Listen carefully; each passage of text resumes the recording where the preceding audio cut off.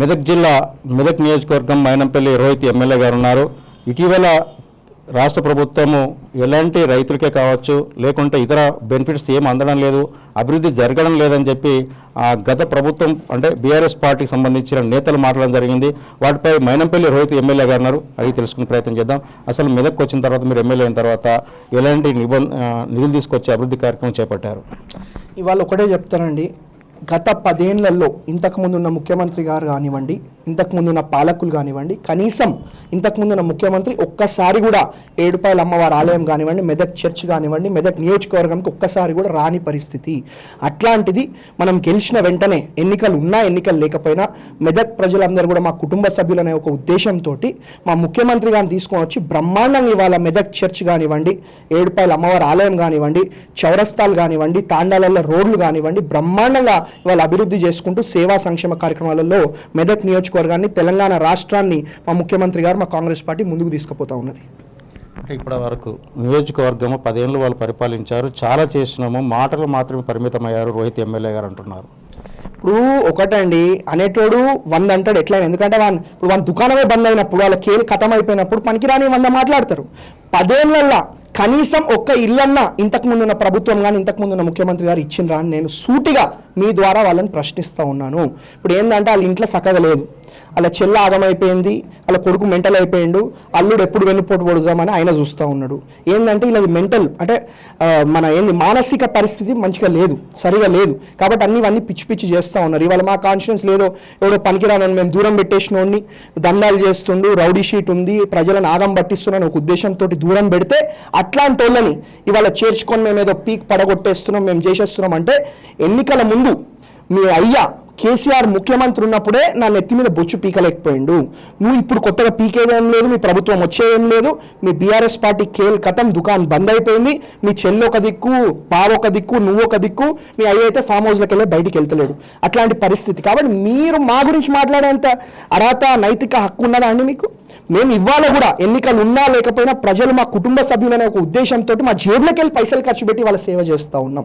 వీళ్ళేందండి 10 ఏళ్ళు మొత్తం దాచుకోవడం జరిగింది. ఆఖరికి ఇచ్చిన డప్పులలో కూడా కమిషన్. ఏడుపాయల అమ్మవారి ఆలయం బయట మన పార్కింగ్ కాంట్రాక్ట్ ఉంటే అందులో కమిషన్.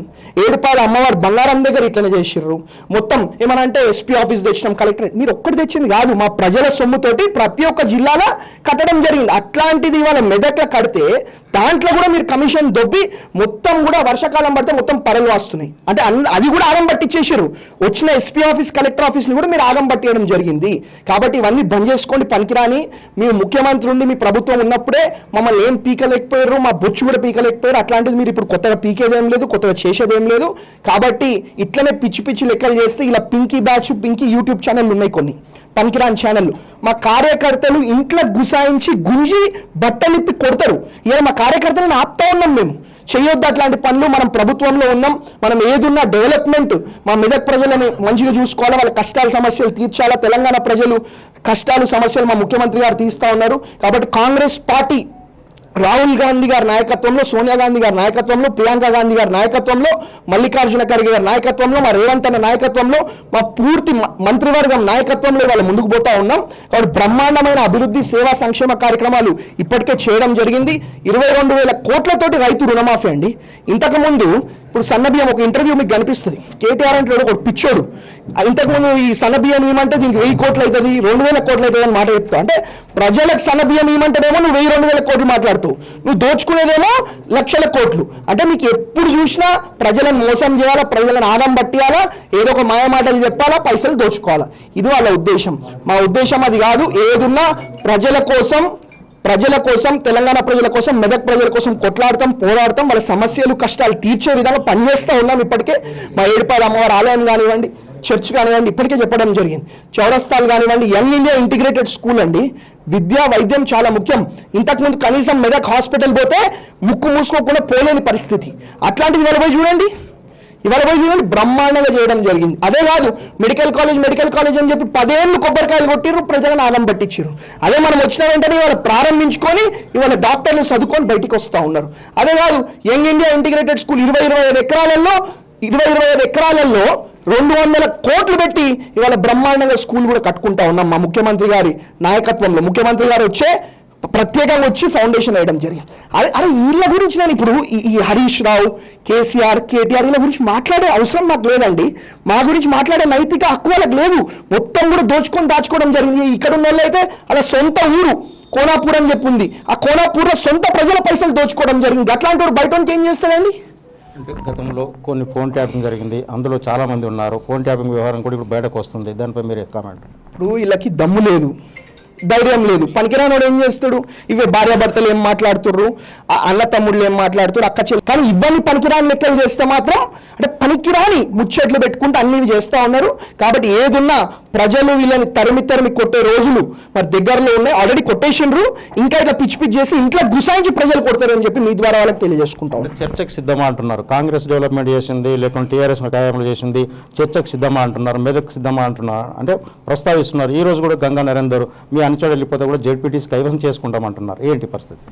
ఇప్పుడు నా అనుచరుడు ఎవడు కాడు. నా అనుచరుడు మీరు గత 4-5 నెలలు నా వీడియోలు ఫోటోలు చూడండి. నా పక్కనే ఎవడన్నా ఉన్నాడా? అసలు కాంగ్రెస్ పార్టీ నాయకులే కాదు వాళ్ళు, పెద్ద దొంగలు. అంటే వాళ్ళ గురించి నేను మాట్లాడతలేను, వాళ్ళకి అసలు సబ్జెక్టే కాదు. అంటే అట్లాంటి చిల్లర వాళ్ళని, లుచ్చా వాళ్ళని చేర్చుకొని వాళ్ళు ఏదో పెద్ద పీక్తామంటే అది కాదు. అదొకటి. రెండోది, మీరు చర్చ గురించి మాట్లాడినారు. కేటీఆర్ వస్తాడా, కేసీఆర్ వస్తాడా, వాళ్ళు మెదక్కి వస్తారా, నన్ను గజ్వేల్, సిరిసిల్ల, సిద్దిపేట రమ్మ. ఇలా ఏంటంటే సిరిసిల్ల, సిద్దిపేటలోనే ఇలా కేల్కతం దుకాణం బంద్ అయిపోయింది. అది గెలిచే పరిస్థితి లేదు. ప్రజలందరూ కూడా తూగొడతా ఉన్నారు ఇవాళ వాళ్ళని. కాబట్టి వాళ్ళు నన్ను గజ్వేల్కి రమ్మంటే గజ్వేల్కి వస్తా, సిద్దిపేటకి రమ్మంటే సిద్దిపేటకి వస్తా, నీ ఎర్రవెల్లి ఫామ్ హౌస్ రమ్మంటే ఎర్రవెల్లి ఫామ్ హౌస్కి వస్తా, సిరిసిల్లకి రమ్మంటే సిరిసిల్లకి వస్తా, నీ నందినగర్ ఇంటికి రమ్మంటే నీ నందినగర్ ఇంటికి వస్తా. ఎక్కడికైనా రావడానికి సిద్ధం. లేదు మీరు వస్తారంటే మా మెదక్కి వస్తారా చెప్పండి, మా ఇంటికి వస్తారా చెప్పండి, హైదరాబాద్ చౌరస్తాలు నిలబడమని చెప్పండి. దేనికైనా రెడీ, ఏ చర్చకైనా సిద్ధం. మీరు 10 ఏళ్ళలో ఏమి ఇల్లులు ఇచ్చిర్రు, ప్రజలకు ఏం చేసిరో మీరు చెప్పండి. ఈ 18 నెలలలో మేమేం చేసినాం, మా ముఖ్యమంత్రి గారు ఏం చేసిరు, మా కాంగ్రెస్ పార్టీ ఏం చేసిందో మేము చెప్తామని చెప్పి మీ ద్వారా ఈ దొంగలకి, ఈ లుచ్చా వాళ్ళకి, ఈ లంగా వాళ్ళకి తెలియజేసుకుంటా ఉన్నాం. మీ ప్రణాళిక ఎట్లా వెళ్తున్నది? నిజంగా ఇంకో అంటే దాదాపు 2 years దగ్గరకు వస్తుంది. ఇప్పటి వరకు నియోజకవర్గం తెచ్చిన నిధులు, ఖర్చు పెట్టిన వ్యవహారాలతో పాటు చూస్తే ఇవంతా శంకుస్థాపనలకే పరిమితం అవుతున్నారని అంటే ఆరోపిస్తున్నారు. ఇది నిజంగా ఏమైంది? ఒక మెడికల్ కాలేజ్ తప్ప మిగతా ఏవి కూడా ఆచరణలో సాధ్యం కాలేదు అంటున్నారు. ఏంటి? ఇప్పుడు ఒక చిన్న విషయం అండి, పనికిరాని మాటలు. 10 ఏళ్ళలో వీళ్ళు ఏం చేసిరో అది చెప్పండి. 18 నెలలలో మేము అన్ని మీలాగా బోగస్ జీవోలు తేలే, మీలాగా బోగస్ ఫండ్లు తేలే, ఎన్నికల కోసం ఏదో మాయ మాటలు, మోసపు మాటలు చెప్పలే. ఇవాళ ఎన్నికలు లేవు, అయినప్పటికీ మేము పనిచేస్తూ ఉన్నాం. ఎందుకంటే ప్రజల మీద, మా మహిళల మీద, వీళ్ళందరి మీద గౌరవంతో ఇవాళ పనిచేస్తూ ఉన్నాం. ఇప్పుడు మా మహిళలు అంటే మాకు చాలా గౌరవం. మా మహిళలు లేని మా ఇల్లులు గట్టిగా ఉండవు.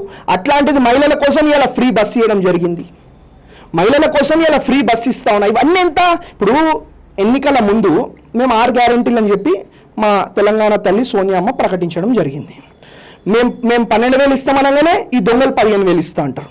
మేము ఇది చేస్తామనగానే వాళ్ళు అది చేస్తా అంటారు. మేము అది చేస్తామనగానే అంటే మాకంటే మేము ప్రజలకు చేయాలా, ప్రజలు బాగుండాలా, ఈ 10 ఏళ్ళు ఆగమైపోయారనే ఒక ఉద్దేశంతో మేము గ్యారెంటీలు ఇచ్చినాం, ఇలా అమలు చేస్తూ ఉన్నాం.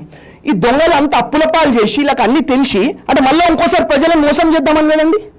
ఇప్పుడు సన్న బియ్యం ఏమంటే 1,000-2,000 కోట్ల గురించి ఈయన మాట్లాడినోడు ప్రజలకు ఏం చేస్తాడండి? అంటే మా గౌరవ ముఖ్యమంత్రి గారు 22,000 కోట్లతోటి ఇవాళ ఏకకాలంలో రుణమాఫీ చేయడం జరిగింది. అదే ఇంతకుముందు ప్రభుత్వం వాళ్ళు ఈ 22,000 కోట్లు ఏడబెడితే మాకు ఎక్కువ కమిషన్ వస్తుంది, ఇది ఏ కాంట్రాక్టర్కి ఇస్తే మాకు ఎక్కువ పైసలు ఇస్తాడు, ఎట్లా దోచుకోవచ్చు, ఎట్లా దాచుకోవచ్చు, అవి విదేశాలకు ఎట్లా పంపించాలనే ఒక ఉద్దేశంతో ఇంతకుముందు వాళ్ళు పనిచేసిన పరిస్థితి. అదే మనము మరి మా రైతన్నలు బాగుండాలా, మా మహిళా సోదరుమణులు బాగుండాలా, మా మెదక్ కుటుంబ సభ్యులు బాగుండాలా, తెలంగాణ ప్రజలు బాగుండాలా, తెలంగాణ కుటుంబ సభ్యులు బాగుండాలనే ఉద్దేశంతో ఏకకాలంలో మా ముఖ్యమంత్రి గారు 22,000 కోట్లతోటి రుణమాఫీ చేయడం జరిగింది. అదే కాకుండా 8-10 కోట్లతో రైతు భరోసా ఇవ్వడం జరుగుతూ ఉన్నది. ఫ్రీ బస్ ఇస్తూ ఉన్నాం, సన్నబియ్యం ఇస్తూ ఉన్నాం. ఇవన్నీ 18 నెలల లోపల మీ అప్పు చేయాలి కూడా. మొదట 6-7 నెలలు ఎన్నికల కోడ్, ఎంపీ ఎలక్షన్ కోడ్లోనే పోయింది. తర్వాత ఇంకో 3-4 నెలలు కొత్త ప్రభుత్వం అడ్జస్ట్ కావాలా, ఏ పొక్కలలో ఏ ఎలిక దూరింది, ఎంత కొట్టేసింది, ఇవన్నీ చూడాలి కదా. మా ముఖ్యమంత్రి గారు మేము ఇవన్నీ చూడాలి కదా. మెదక్లో ఎంత దోపిడీ అయింది, ఎంత అరాచకమైంది, తెలంగాణలో ఎంత దోపిడీ అయింది, ఇవన్నీ చూసి ఇవన్నీ దాంట్లో భాగంగానే ఇవాళ ఫోన్ ట్యాపింగ్ కానివ్వండి, ఫార్ములా ఈ కేసు కానివ్వండి, ఇవన్నీ కూడా వస్తూ ఉన్నాయి. కాబట్టి ఈ పనికిరాని అన్ని బంద్ చేయండి.